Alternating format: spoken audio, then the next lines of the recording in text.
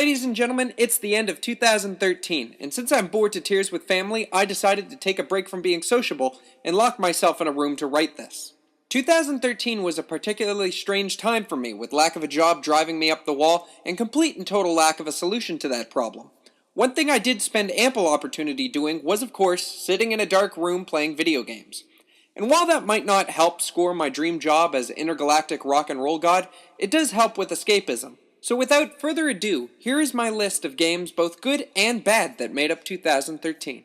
Game that killed a franchise. Dead Space 3. It goes without saying, there was a time when I could call myself a proud fan of Electronic Arts. Back when they cornered the market on PS2 games, making hit after hit after hit. Nowadays, when I mention the once great Titan, I wince in pain over some of the choices they've made. And while games like Mass Effect 3 sold a boatload of copies, I'm happy to say that Dead Space 3 has imploded.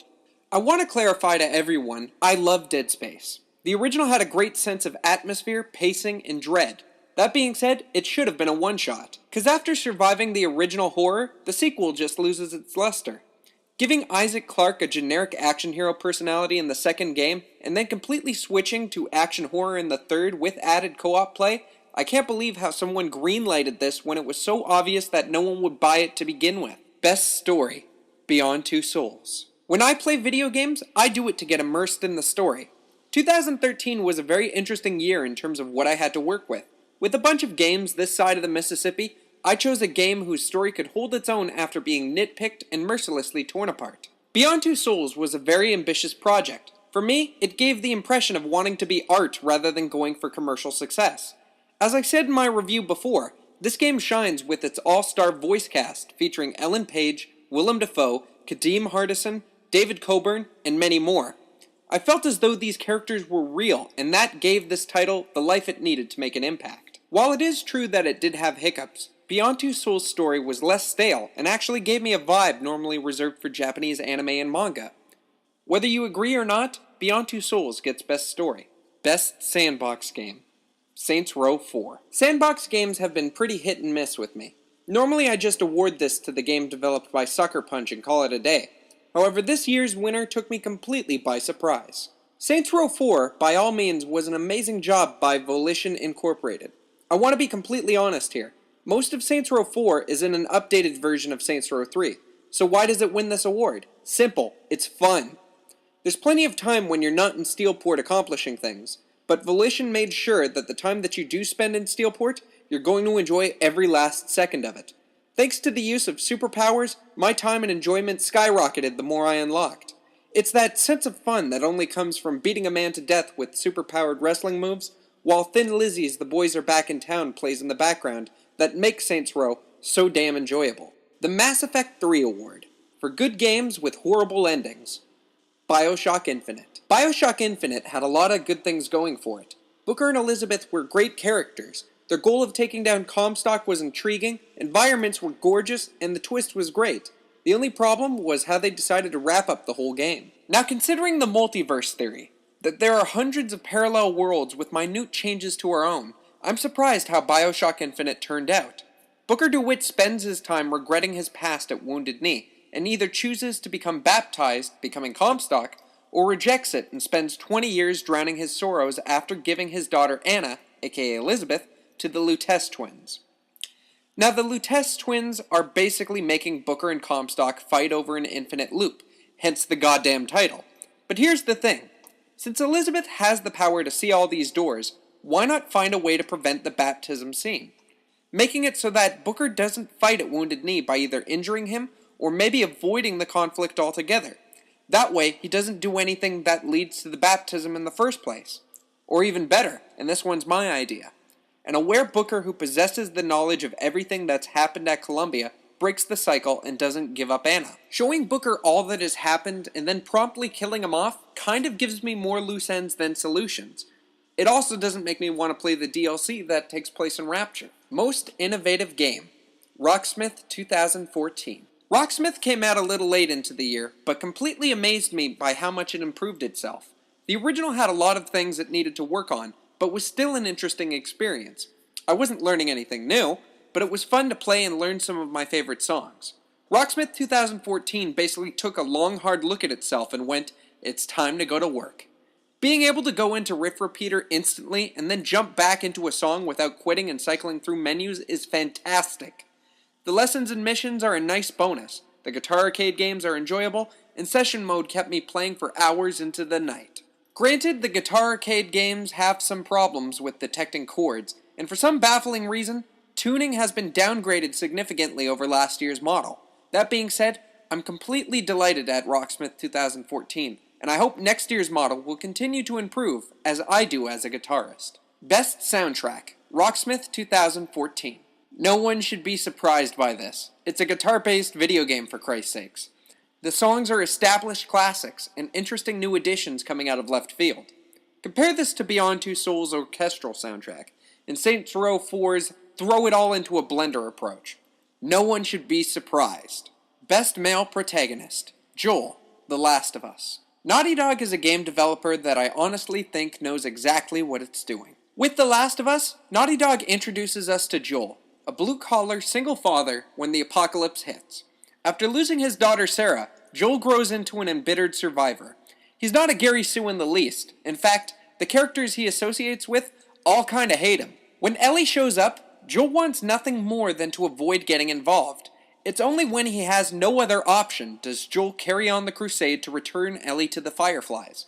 Over time, Joel opens up and grows, and despite the fact that not a lot of people agree with his decision in the ending, me included, he stands by it and thinks he's doing the right thing.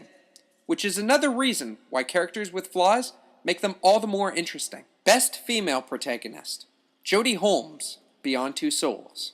Jodie Holmes is so kick-ass in this game to the point I felt they were siphoning energy from Lara Croft, which also explains why Lara is a bit of a wuss in the newest game. Jodie has an invisible spirit tied to her called Aiden.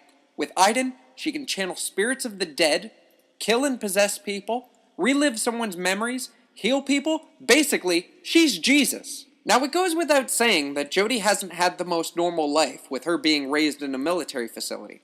However, as Beyond Two Souls progresses, we really see and get a feel for her plight. Wanting to go out and have a normal life, having to go on the run as the government uses and betrays her, battling monsters in the infraworld, Jodie runs the gambit of emotions from wrath, fear, love, sorrow, all of which are brought to life by the fantastic performance of Ellen Page. Best Online Game, Grand Theft Auto 5. I have a confession. I don't play nearly enough online games. The reason being, I'm in it for the story. I could hardly care less for the opportunity of playing against an actual person.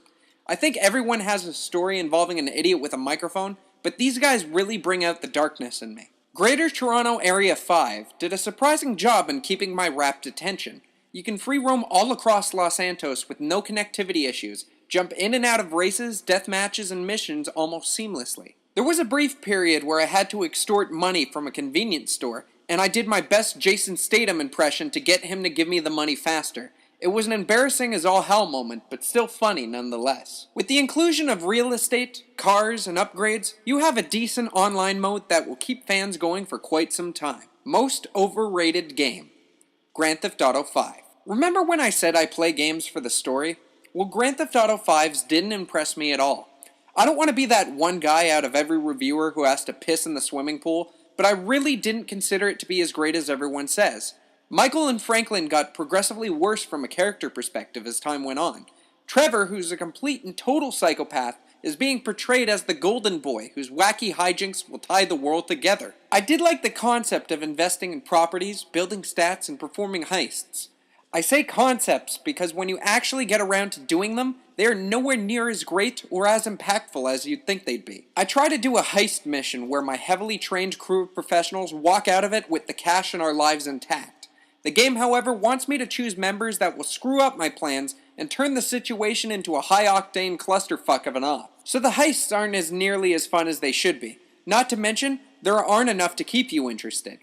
Saints Row 4 was self-aware to the point where they knew what to do to make the player enjoy themselves without backseat gaming. GTA 5 kept pestering me to do things I didn't want to do and took itself too seriously.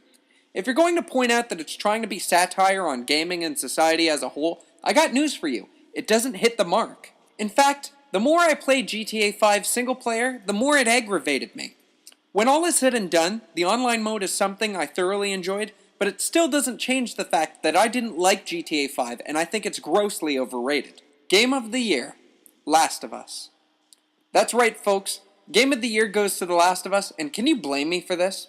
Naughty Dog continues the tradition of making amazing games, and wow is all I can say.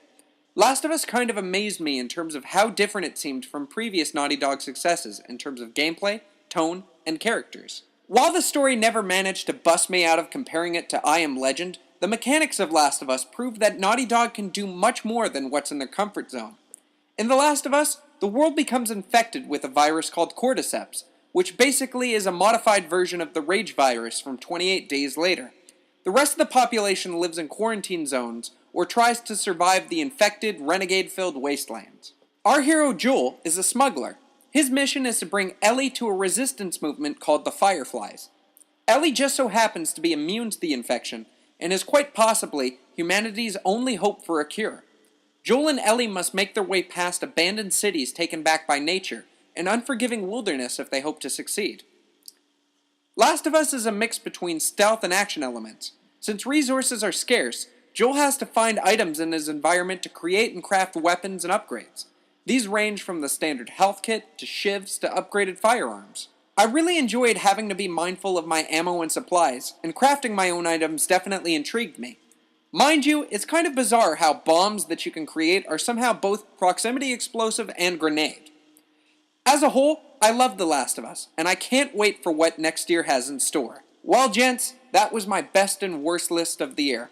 Like what you heard? Be sure to like and subscribe. Think I'm full of crap? Send me a comment down below, and I'll definitely read it over. Either way, have a happy new year and later days.